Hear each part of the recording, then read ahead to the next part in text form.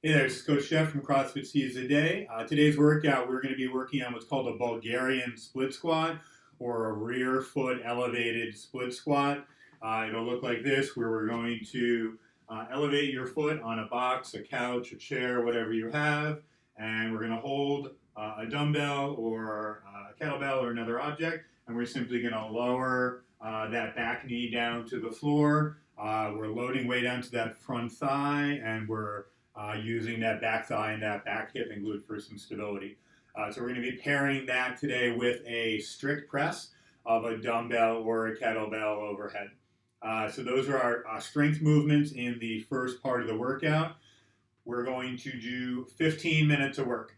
We're going to do one leg forward on the split squat for 30 seconds, and we'll rest for 30, then we'll switch to the other leg.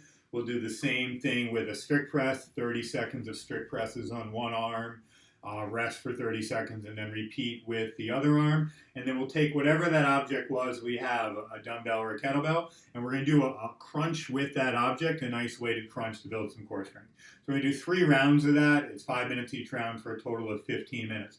Ideally, if you have something heavier available each round, meaning a heavier dumbbell or kettlebell, and you can make it a little more challenging, that would be the goal here, is to add a little load every round to challenge your strength.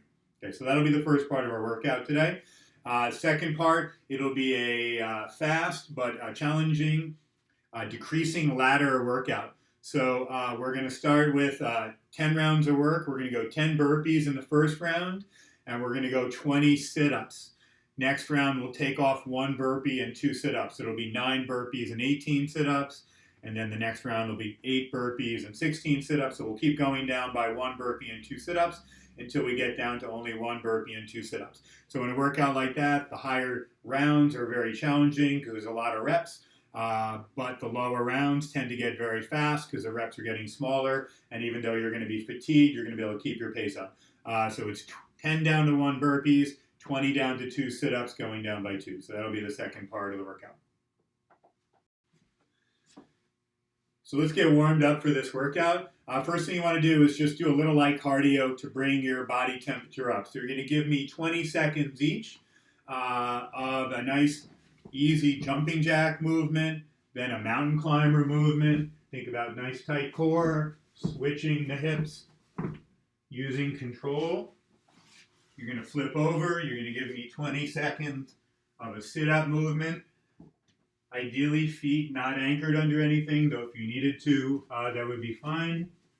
And then you'll give me just simply 20 seconds of burpees.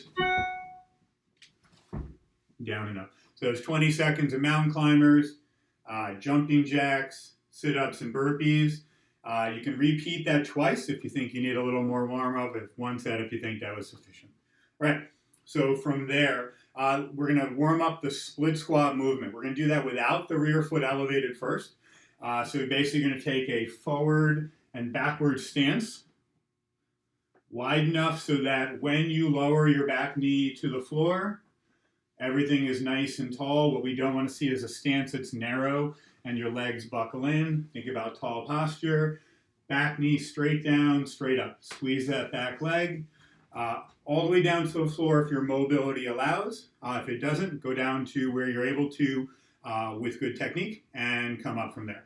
So give me 10 reps on each leg of that split squat movement. From there, you're going to give me strict presses. So you're going to pick a light weight, something that's not overly challenging, a dumbbell or a kettlebell. Keeping the elbow forward. I don't want to see everything turning out to the side. I'd like to see you press that weight up to a lockout, and then come back down again, keeping that elbow tucked in, nice and straightforward. 10 reps on each arm. Hold that lockout at the top for a couple seconds, working that shoulder blade strength, working that lat strength for stability. So 10 reps there per arms. From there, let's look at the foot elevated split squat.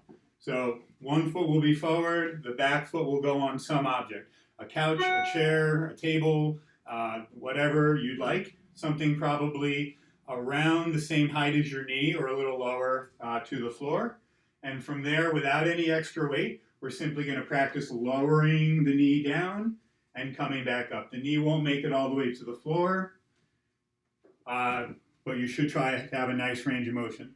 If you have balance issues with this, you could stay with both feet on the floor, but see if you can work on spacing the feet out and finding a good balance. So 10 of those on each leg, 10 with the right leg up, and then 10 with the left leg up. Okay? So from there, the weighted crunch. So take the same weight you did your strict press with, come down to the floor with it, and think about keeping that weight right over your chest. If you're holding a kettlebell or a dumbbell, think about both hands like in a goblet squat position, and think about driving your torso up in the air, keeping your feet, hips, and core anchored to the floor. And do about 10 reps there for me. If you find that too challenging with the weight, two options. One, you could try to anchor your feet under something. That will probably help you quite a bit. Or if you just find the movement to be uncoordinated, holding the weight, simply do sit-ups today without that additional weight. That's totally fine. Okay. Last movement. So basically, that's our warm-up. When we move on to doing the split squats and the presses with weight, so we can hold on to one dumbbell or one kettlebell and hold it in goblet squat position and use that as your additional weight today.